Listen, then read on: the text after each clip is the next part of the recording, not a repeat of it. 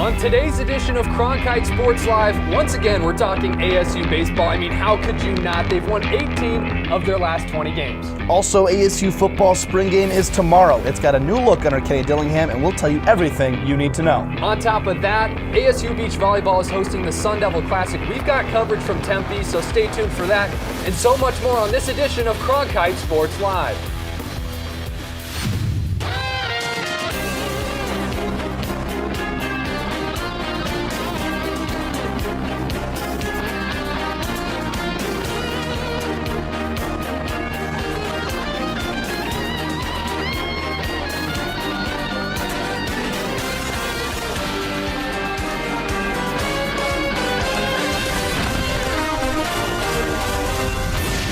Welcome back to another edition of Cronkite Sports Live. It's Taylor Place, not the Gordon Commons. If you know, you know. I agree. That's Ethan Tuttle. I'm Riley Swenson. Ethan, my last time anchoring with you, my last time anchoring this semester, but are you silly? We're still going to send it. Roll those highlights. Here we go. We got baseball coming your way. In the major leagues, we got the Subway Series. Right here we got, I guess you can call it the Valley Metro Series. Arizona State heading across town to take on Grand Canyon, and Grand Canyon had their way for the majority of this ball game. They led 9-2 after 7 innings, but here come the Sun Devils. That's freshman shortstop Luke Hill. 3-run bomb into deep left field makes the score 9-5. And the Sun Devils, they just keep coming here. Nick McLean with a single. That's an RBI for him. His first collegiate hit after a season and a half of sitting out due to injuries.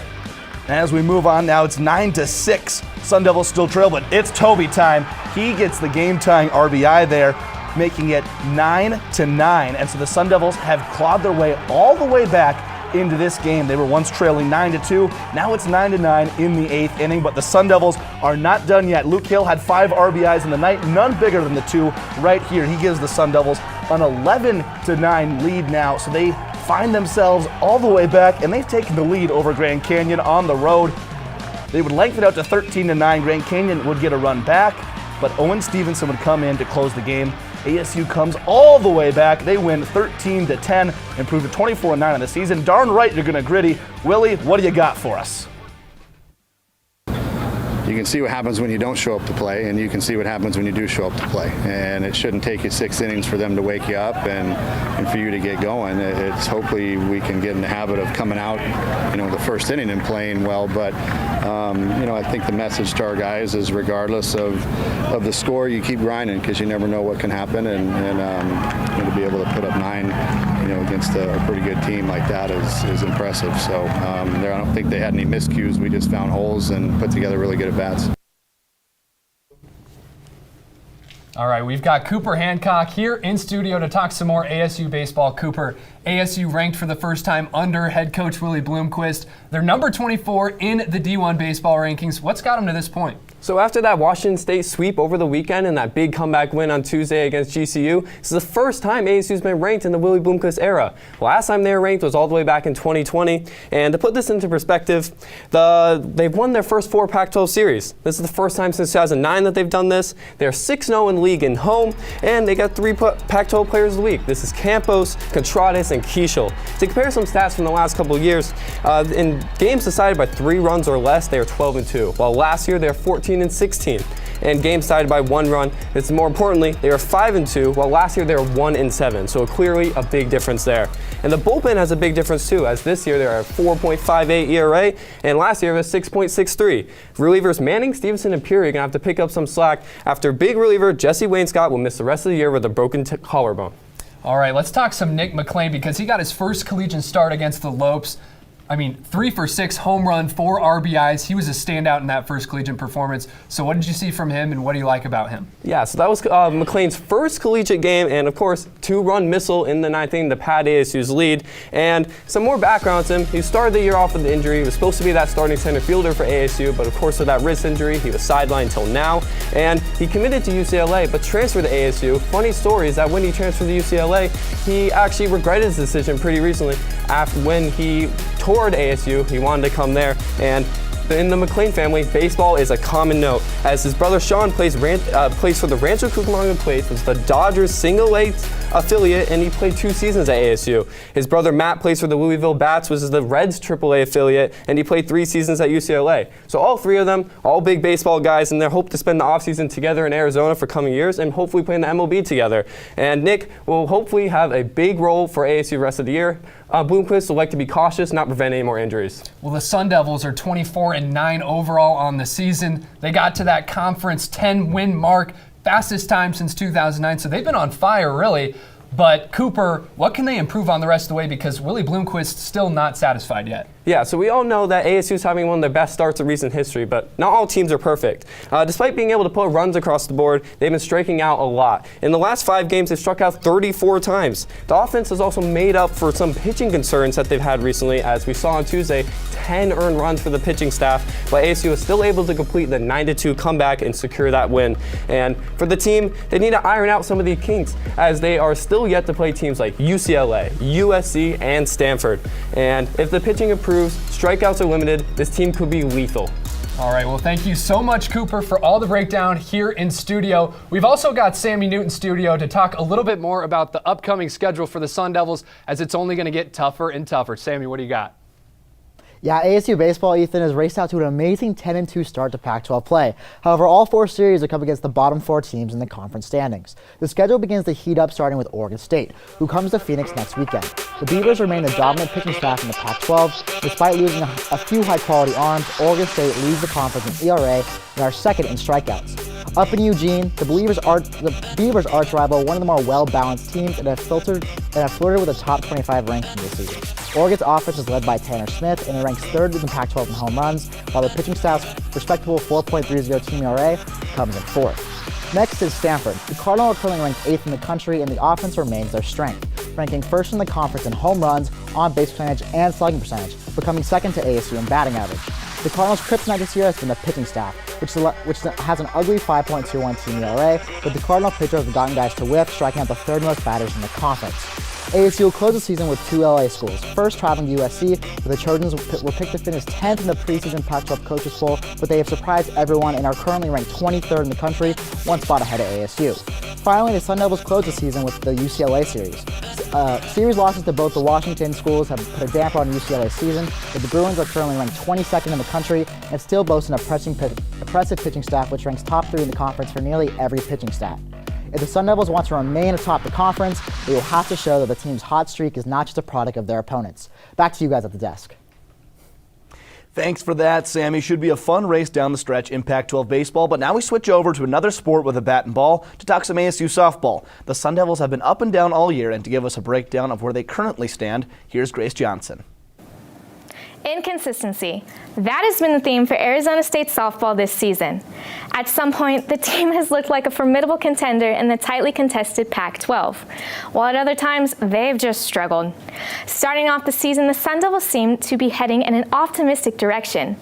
In non-conference play, they were a well-balanced team at 15-3. The lineup consisted of 4 players who were batting over 400. As a team, they were batting .353 and averaging 7 runs per game, which was ranked 13th in the country.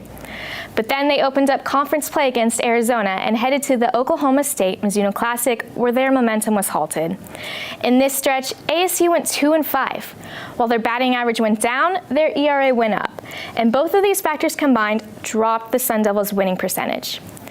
ASU then lost this series to Cal to defensive errors. They committed 4 crucial mistakes, which once again dragged the team's momentum down. Then, the Sun Devils saw a glimmer of hope when they upset number 9 Washington twice and took the series. Against the Huskies, ASU saw an improvement in the circle, and the team's bullpen shut down Washington. The offense also sparked up behind timely hitting from Jasmine Rollin and Savannah Price. But the following weekend at Utah, ASU's defense completely wiped away its progress. And the number 22 ranked Utes took advantage of ASU's poor pitching to win the series. So, through 34 games, the Sun Devils have proven that you can never count them out. But as conference play has progressed, they've also shown that you can't always count on them. It's up to ASU to decide which version will make an appearance this weekend versus number 17 Oregon. Guys? Thanks, Grace. The softball squad is in action this weekend against the red-hot Oregon Ducks. And out at Farrington Stadium to give us a preview of the series is our own Alana Hambro. Alana? Thanks, guys. After losing last weekend's series to Utah 2-1, Arizona State softball is back here this weekend in Tempe at Farrington Stadium, hosting number 17 ranked Oregon, who had a tremendous weekend sweeping Lindenwood in both games, allowing not a single run on the board. Oregon had 11 different Ducks record a hit Friday night, pounding out 17 total with 5 home runs. Kyla Shar is batting .727 the last 4 games with 5 runs and 3 stolen bases. In addition to this, ranked second in Pac-12 is sophomore Stevie Hansen, who has won 15 games in 2023, alongside Allie Bunker, who is currently batting a Pac-12 best of .462 in conference games. About a year ago, the Sun Devils took on Oregon, beating the Ducks 8-6, but this year, Arizona State has proven trouble maintaining momentum. They will need to tidy some things up in order to back up their pitching that has proven to get them out of some tough situations. What ASU has had under their belt is their ability to swipe some bases. Last weekend, the Sun Devils stole 9 bases, including a program record 5 by Yanni Acuna. So ASU will need to continue this energy and get fired up if they want to come out on top of Oregon this weekend.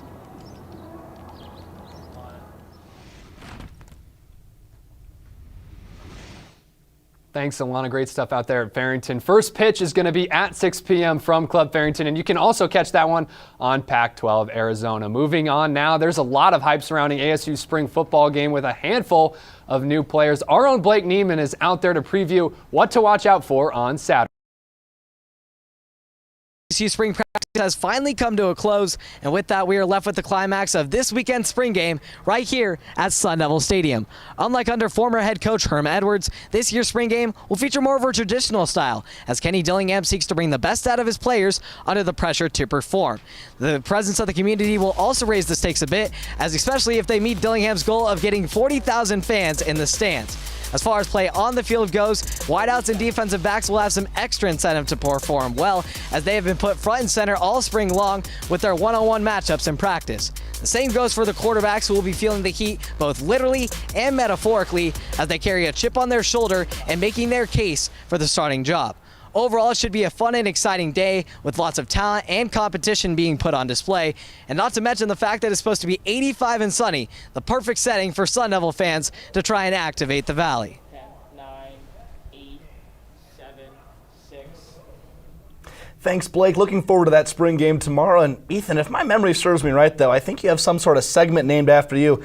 King Tut's Corner, something like that? Yeah, I got King Tut's Corner, Riley. You're right. But we've been looking for some energy on the segment, man. Would you want to come on and maybe join me this time around? Ethan, I would be honored. Let's go ahead and do it.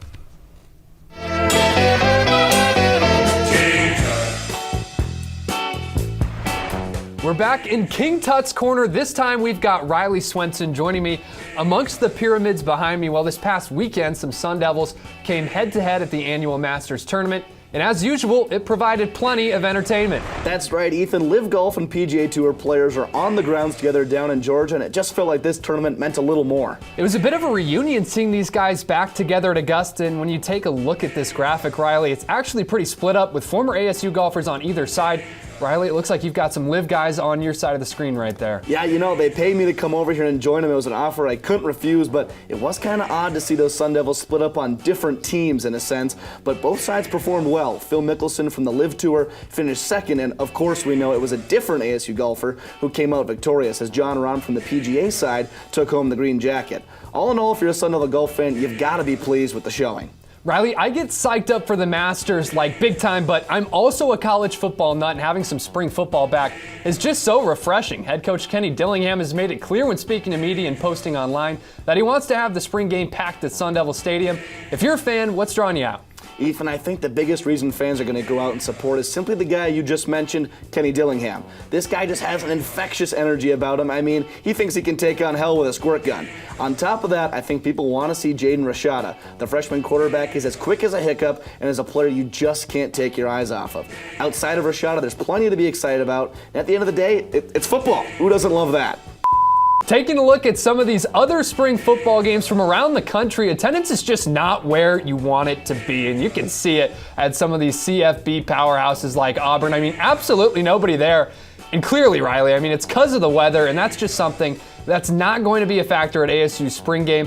Kenny trying for 40,000. Riley, can he pull it off? Yeah, Ethan, that's going to be a tall task. As you can see right here, some of the top programs in the country. Oklahoma with 75,000 people at last year's spring game. But have you ever been to Norman, Oklahoma? I don't know what else they're going to do besides go to spring football. There's some of the other top programs, Georgia, Penn State, and Ohio State, all above that 60,000 mark. That's where Kenny wants to get the program to. We'll see if he's able to get off to the right foot on Saturday. Yeah, Riley, to get 75,000 people packed into Sun Devil Stadium for a Saturday spring game, it might take a Taylor Swift halftime performance with all the greatest hits. We'll have to see if the Valley activates and attends this game. Only time will tell, but in the meantime, maybe it's time we consider some FCS, FBS exhibitions, man. I know I'm not the only one thinking this either. Here's Jacksonville State head coach Rich Rodriguez. Hell yeah, give me $1 million. We'll be down there, Tuscaloosa or Auburn, Alabama. And I think it's good for charity too, but you can control it a little bit. It'll be kind of fun, but I'd like to get a little cash for that. We got a lot of bills to play. That new weight room and that new facility. I mean, maybe even $500,000 will go down there for a spring game. Might be a way to spark more spring interest and bring in some dollars from the fan base, but I guess it's another topic for another day. As always, thanks for joining myself and Riley Swenson in the corner.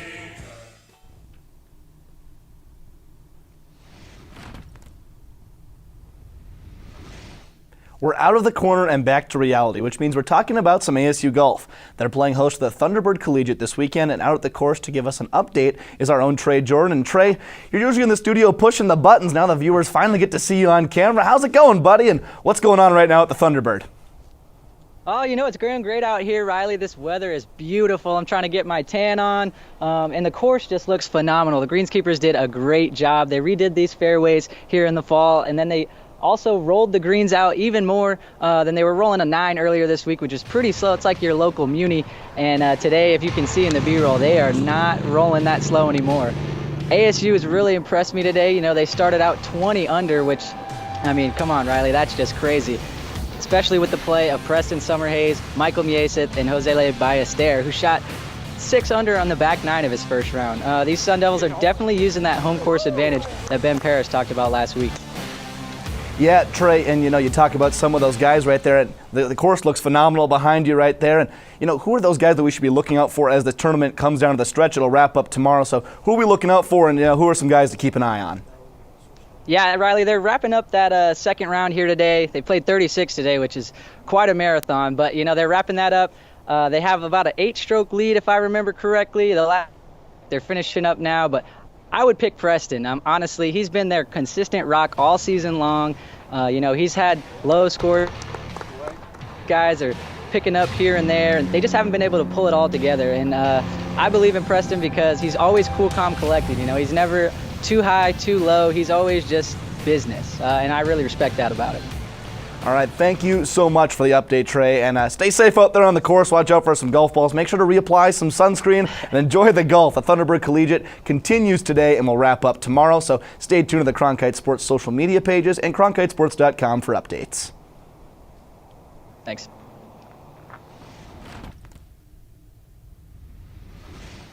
Another men's hoops offseason means one thing and one thing only, more portal madness. ASU men's basketball head coach Bobby Hurley has already found some talent that he believes will make an impact at ASU, including some serious scoring threats. For more, here's Justin Lacertosa.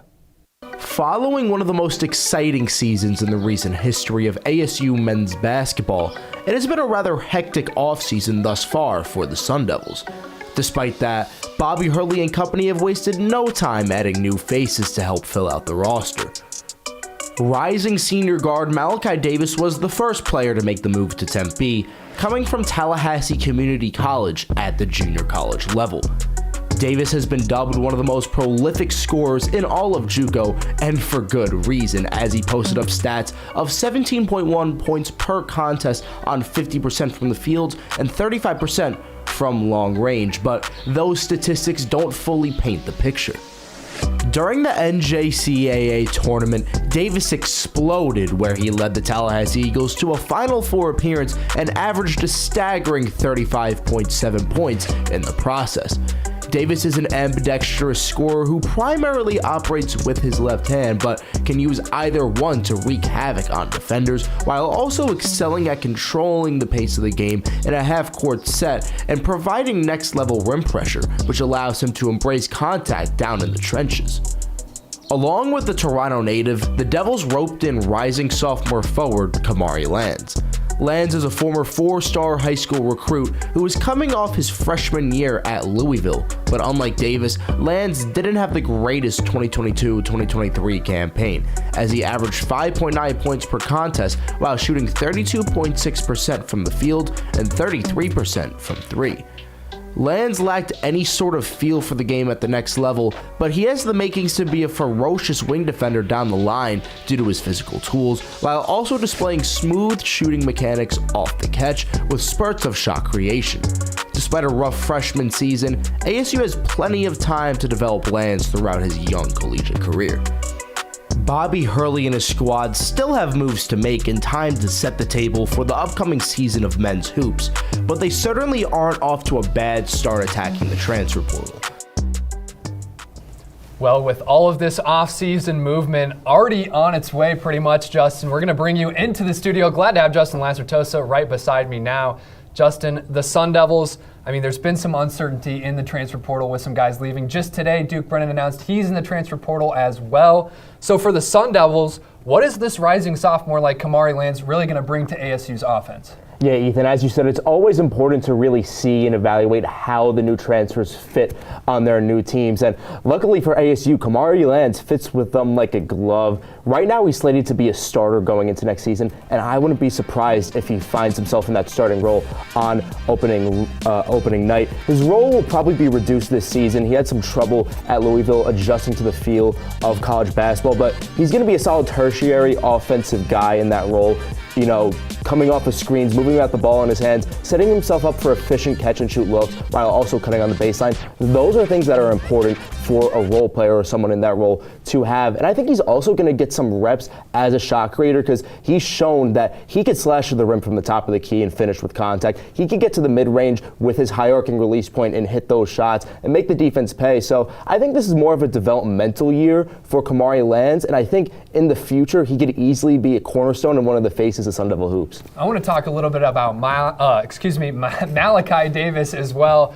He's been an absolute scoring threat in JUCO basketball. What's he going to bring to ASU, and what can fans expect out of him? Yeah, so first things first, there's obviously that concern with making the jump from JUCO basketball to Division I level college basketball. And with Malachi Davis, there are some positive indicators that he won't really go through too many growing pains, as he shot 50% from the field and 35% from three last season. And his role will most likely be just as a microwave bench scorer, someone to come in the game for a couple minutes every quarter and give you that scoring punch when you really need it to put points on the board. And this is a guy with his combination of dynamic scoring and a deep passing arsenal. He's going to be making highlight plays. ASU has another walking highlight reel. He's going to get DFA jumping when he makes those plays. So you got a guy to really get momentum on your side, a guy that provides a scoring punch, and overall he's going to provide that offense for ASU. Well, it sounds like ASU fans have a lot to be excited about heading into DFA in the next season. Thank you so much, Justin, for your time, as always.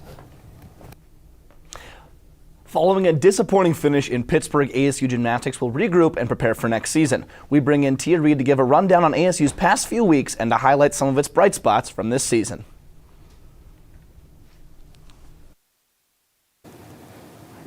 Last weekend, the Gym Devils season came to an end in Pittsburgh.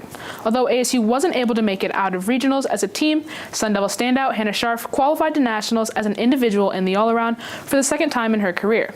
Thanks to the 39.625 she posted at regionals, Scharf joined a loaded field in Fort Worth. Thursday, that field proved just how strong it could be. Scharf competed in Session 2 of the national semifinals, and the night didn't necessarily go her way.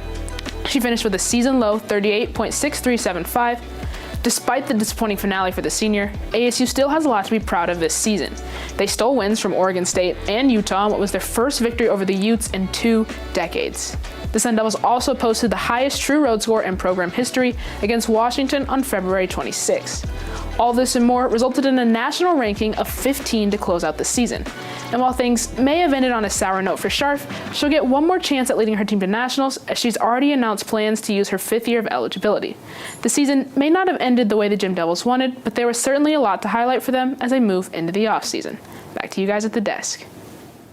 Thanks so much for the time, Tia. Let's go ahead and check out some top plays, though. Let's get some action-packed highlights in here. As Isaiah Jackson in center field. Hello, as he goes over the center field wall and robs a home run off of Washington State. Moving over to some softball action now. That's Kayla Lissy in the box looking for her first RBI, and what a way to get it. Launches one into the snow in right field, her first home run of the season as well. But the Sun Devils would lose 13-2 against the Utes. Plenty of snow out there in Utah, Riley. Not a lot back here in the great state of Arizona as the Sun Devils taking on the Lopes. We've already seen some highlights from earlier. How about Nick McLean, the freshman in his first collegiate start, with a big 2-run blast right there as he's fitting right in with the Sun Devils out there on the field.